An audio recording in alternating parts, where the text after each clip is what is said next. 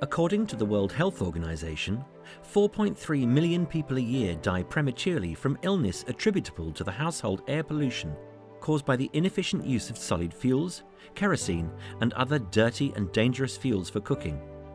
These avoidable health risks and deaths disproportionately affect women and children, the ones collecting solid fuel and cooking with it.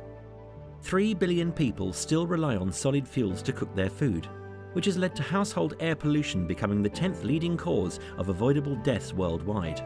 For example, close to half of deaths due to pneumonia among children under 5 years of age are caused by particulate matter inhaled from household air pollution.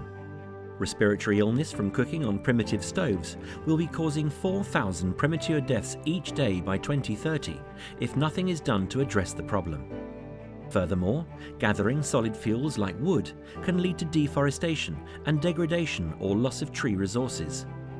And 70% of burn injuries treated around the world are caused by open fires or stoves used for cooking.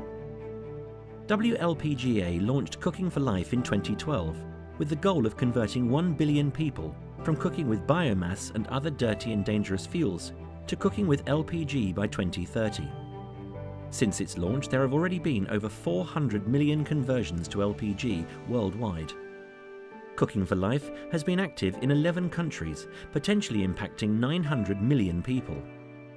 LPG can improve air quality by removing pollutants such as sulfur oxides, nitrogen oxides, and harmful particulate matter.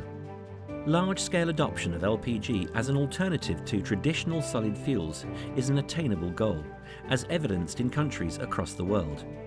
90% of Brazil's population uses LPG. 75% of Indonesia's population has made the switch. 45% of India's population now utilizes this alternative fuel. Cooking for Life, clean cooking for those who need it most.